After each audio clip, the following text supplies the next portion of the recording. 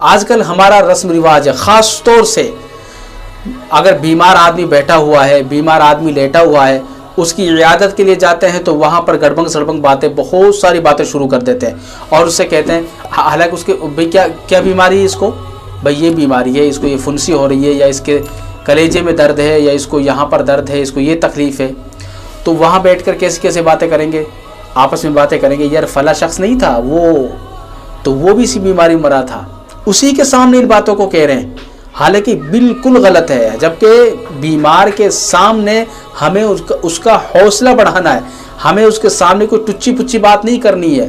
اگر ہم اس کے سامنے ہلکی پھلکی بات کریں گے، اس کو ڈرانے کی بات کریں گے، تو بتائیے کہ بیمار آدمی کو پریشانی ہوگی کہ نہیں ہوگی؟ ہمیں تو اس کو حوصلہ دینا ہے، اس کو ہمت دینی ہے۔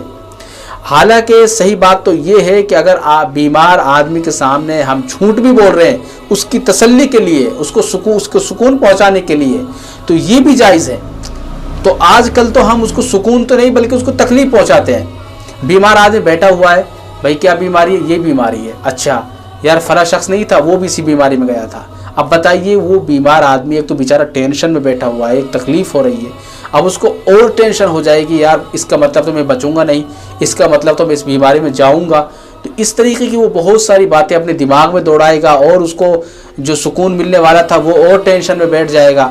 جبکہ ہمیں یہ بات کرنی چاہیے، وہ اگر سخت سے سخت بیمار ہے کہ بھائی کیا بیماری، ارے یہ بیماری تو عام ہے، فلاں کے بھی ہوئی تھی، فلاں کے بھی ہوئی تھی، وہ بھی ٹھیک ہو گیا، وہ بھی ٹھیک ہو گیا، تو اس طریقے سے باتیں کرنی چاہیے تاکہ بیمار آدمی اس کو ایک حوصلہ ملے، ایک بلندی ملے اور اس کو ایک طاقت ملے تاکہ وہ ان باتوں میں کنفیوز نہ ہو۔ ارے یار تمہارا تو کچھ بھی نہیں ہے، مثال طور پہ ایک آدمی کے زخم ہو رہا ہے اور بڑے درد ہو رہا ہے، بڑے تکلیف میں ہے، تو اب ہم اس کی عیادت کے لیے گئے تو ہمیں چاہیے کیا بھائی کیا بیماری ہے، یہ زخم ہو رہا ہے، ارے فلاں شخص نہیں تھا، یہ تو آپ کا زخم کچھ بھی نہیں ہے، ارے وہ ہمارا جو ماموں کا لڑکا ہے بھائی، ایک ہمارا ملنے والا تھا، اس کے کیا نام ہے، اتنا زخم تھا، یہ تو کچھ بھی نہیں ہے، وہ تو بالکل ٹھیک ٹھاک ہو گیا۔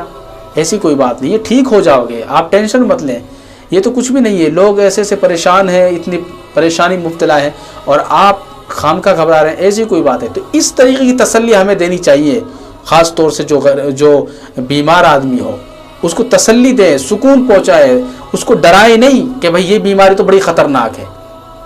اسی طریقے سے کینسر کی بیماری میں لوگ کہتے ہیں بچتے نہیں ہے، بچتے، صحیح بات تو یہ ہے کہ کینسر سے لوگ نہیں مرتے، کینسر کی ٹینشن سے لوگ مر جاتے ہیں۔ کچھ بیماریاں ایسی ہوتی ہیں کہ ان بیماریوں سے نہیں مرتے بلکہ ان بیماریوں کی ٹینشن سے مر جاتے ہیں۔ تو ان بیماریوں کی ٹینشن سے مرتے کیوں ہیں؟ کیونکہ ہم ان کو حوصلہ دیتے نہیں ہیں بلکہ ان کی ہمت کو ختم کر دیتے ہیں۔ یار کیا ہے، کیا بیماری ہے؟ یار کینسر ہے، بس اب بچنے والا نہیں ہے، یار فلاں کے کینسر ہوا تھا وہ تو بچا رہی، ادھر اس کے بھی ہوا تھا وہ بھی گیا، اس دنیا سے چلا گیا۔